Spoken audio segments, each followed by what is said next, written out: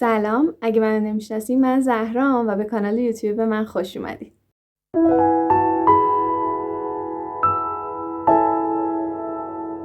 امیدوارم این ولاگ یکی از هیجان انگیزترین ولاگای کانال من باشه. من 1 ماه تقریبا که منتظر این روزم، قراره که با 2 از دوستام با هم دیگه بریم سفر و مقصدمون هم شیرازه. ما تصمیم گرفتیم که با قطار بریم، ولی خب از عراق به شیراز قطار نداره و به خاطر همین قراره که بریم تهران اول، از راهن تهران بریم شیراز. 2 دوستای من بروجردی هن، شهری که من توش دانشجوام و قراره که از اونجا سوار اتوبوس شن، یعنی الان سوار شدن و منو سر راه سوار کنن دیگه، سوار اتوبوس بشیم و بریم تهران. من دیگه وسایلمو جمع کردم، الان ساعت 5 دقیقه به 12 میخوام نهار بخورم و دیگه چمدون و اینا رو جمع کنم، برم اونجایی که اتوبوس قراره وایسه، سوار شم و به دوستان بپیوندم. امیدوارم که هم به من خیلی خوش بگذره تو این سفر، هم شما از دیدن این ولاگ کلی کیف کنین و لذت ببرید. دیگه همین، برم دیرم نشه، ادامه ولاگ با من همراه باشین.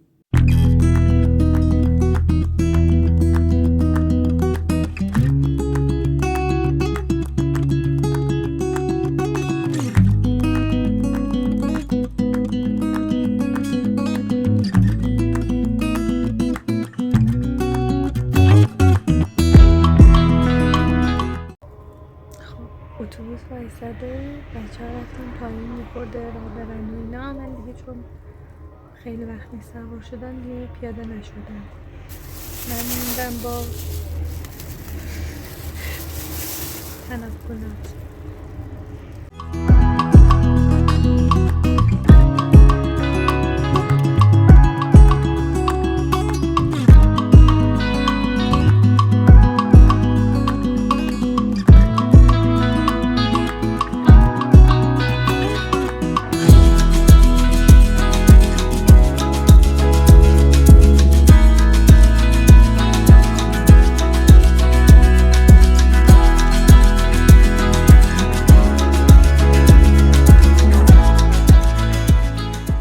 خانمم چه حسی داری در راهن هستیم؟ هیجانمون هی داره میره بالاتر.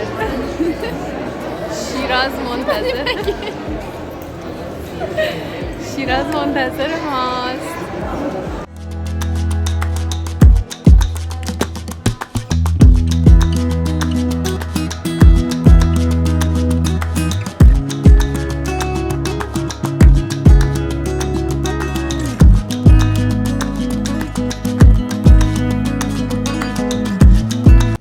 دیگه سوار قطار شدیم و یه خورده تا مستقر شدیم و اینا، طول کشید. بعدش هم چای خوردیم و شام خوردیم.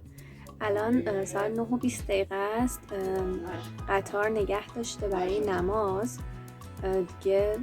دوستام رفتن پایین و یه دوری بزنن و برگردم، من باز موندم اینجا. گفتم ولاگ بگیرم براتون تا قطار خیلی سر صدا نمیکنه. فعلا 3 نفریم تو کوپمون. کوپه مخصوص خواهران گرفتیم.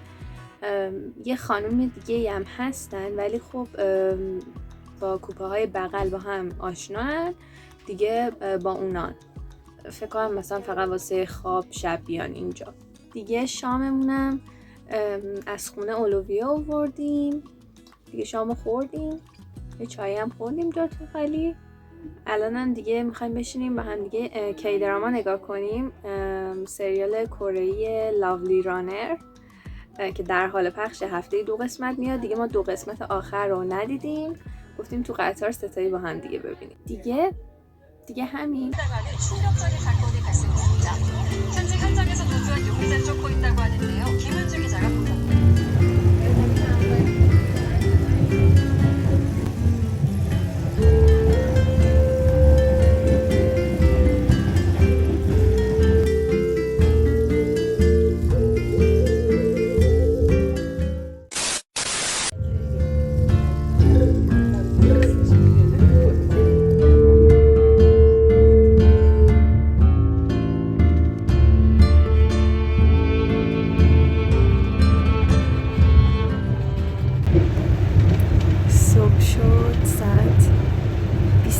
8 صبح. من دیشب انقدر بیدار شدم نصف شب از خواب که خدا میدونه. حالا من مدلم کلا اینطوریه، وقتی میخوابم دیگه همین که خوابیدم صبح دیگه بیدار میشم.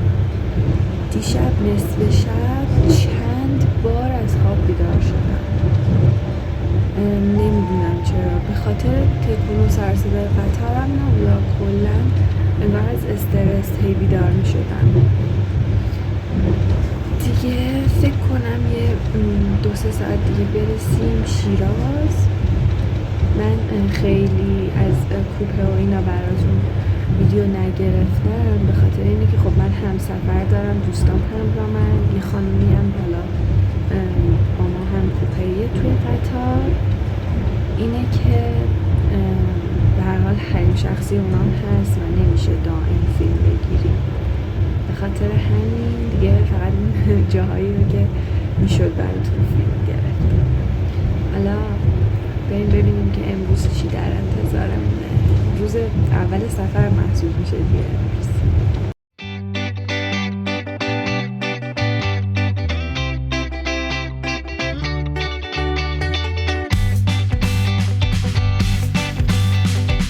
شیراز خوش آمدین عزیزان. من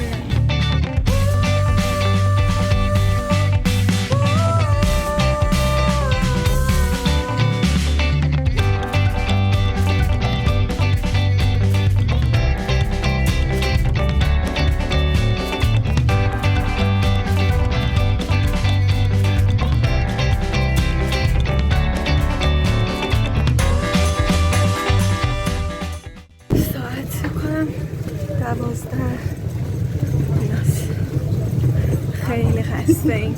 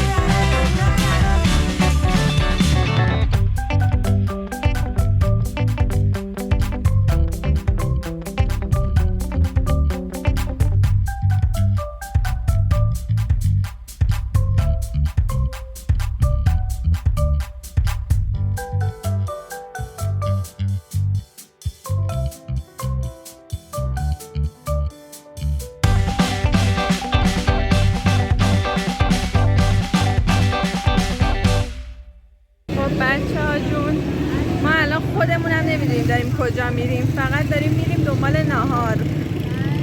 بریم ببینیم که این اطراف چی هست. یک جایی رو پیدا کردیم که ناهار رو بزنیم. بندری روز اول با بندری شروع میکنیم، انشالله به قنبرپلو میرسیم.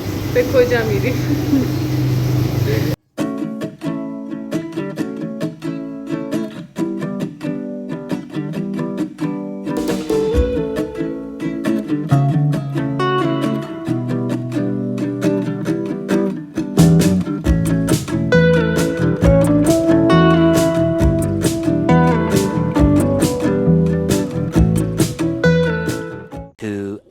Later.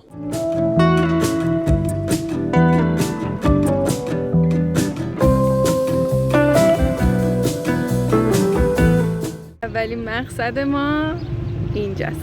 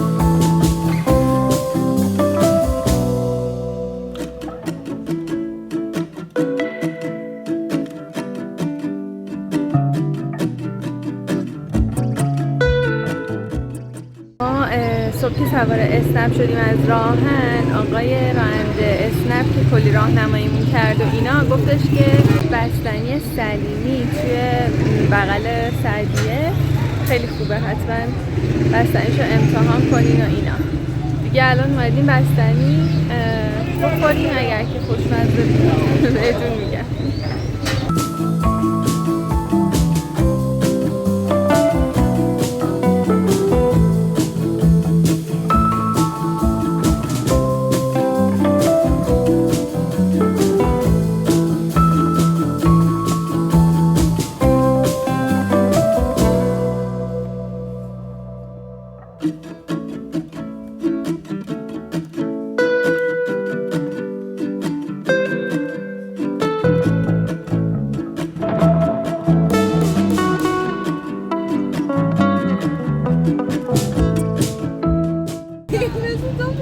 من در کل شیراز بچه‌ها از اول تا آخرش در حال لبخند زدنم. یکی نیست نیشمو ببنده. آره یکی نیست میشه منو ببنده.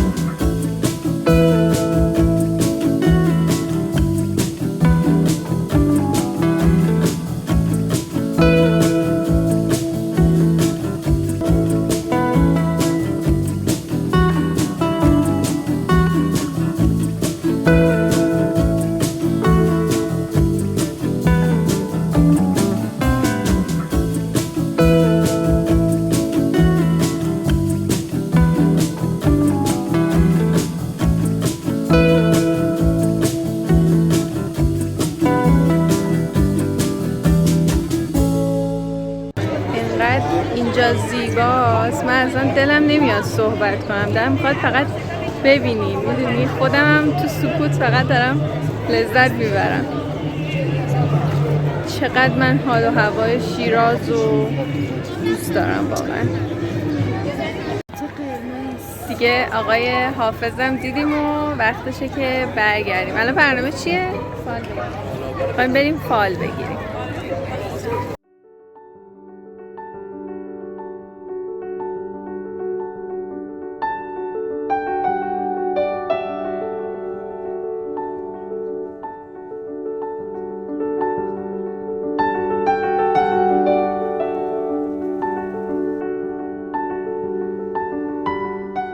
باغ جهان‌نما هستیم. اینجا یه سری گل خیلی خوشگل داره، الان ما دیدیمشون.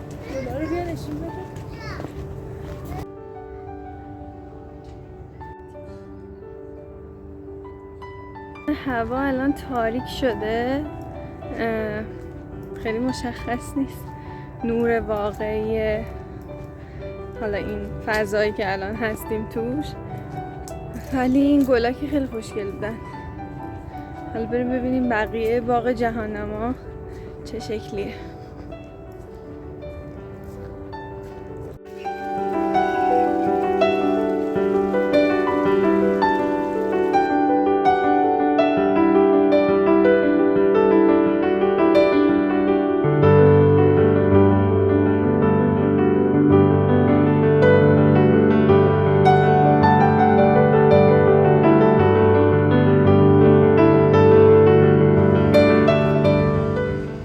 باد خنک خوبی میاد اینجا که اصلا انگار نه انگار مثلا ظهر گرم بود. هوا کلا همین شکلیه، یعنی مثلا آفتاب هست یه خورده گرمت میشه ولی همزمان یه باد خنکی هم میاد که اذیت کننده نیست. گرمای هوا و خورشید و اینا. الان متوجه شدم واقعا چرا میگن اردیبهشت شیراز، واسه همین چیزاش.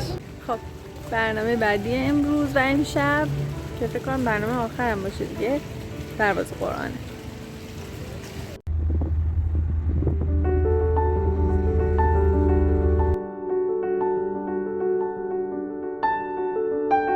اینجا یه بوی جیگری میاد که خدا میدونه، ولی متاسفانه یکی از ما 3 نفر جیگر دوست نداره و ما باید نفس خودمون رو کنترل کنیم. اون 2 نفر دیگه هم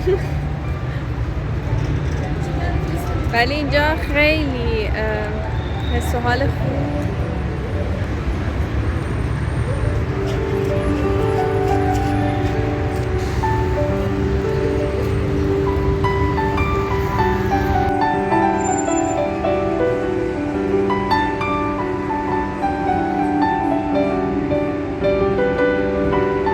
خدمتتون عارض شم که ما الان اسنپ زدیم 1 ساعته، هیچکس قبول نمیکنه.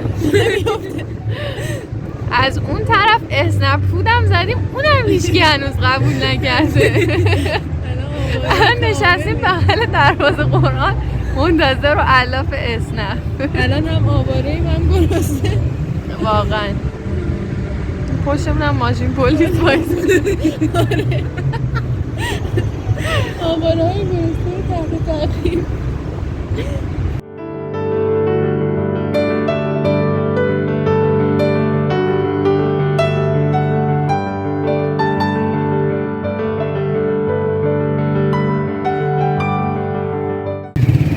اشکم در اومده به خاطر اینه که انقدر خندیدم که خدا میدونه. یعنی یکی از بچه‌ها که اسم نمیارم الان سوار اسنپ بودیم، بعد از یه مسجدی رد شدیم، گفتش که آره شبیه امامزاده و اینا بود. بعد گفت بچه‌ها مثلا شاه چراغ مثلا داخلش هم همینه، حالا اگه میخواین برید. ما هنوز سر رفتن یه سری جاها به نتیجه نرسیدیم که مثلا تو لیستمون هست اگه بخشه و اینا. بعد گفتش که آره بچه اینم شاه چراغه، حالا اگه میخواین از همینجا نگاه کنین، اگه نرسیدیم بریم و اینا دیده باشینش از اینجا. راننده اسنپ گفت شاه چراغ نیست علایالدینه، یه جای دیگه بود. انقدر خندیدیم تو ماشین، انقدر خندیدیم که اشک من در اومده. الانم تو کوچه اقامتگاهمونیم دیگه، میخوایم منتظریم که اسنپ فود غذامون رو بیاره. غذا سفارش دادیم دیگه هم حالا میریم تو کوچه که دیگه اونم اومد دیگه، دم اقامتگاهمون باشیم. اینجا هم خیلی خوشگله، بذارین شبشو بهتون نشون بدم.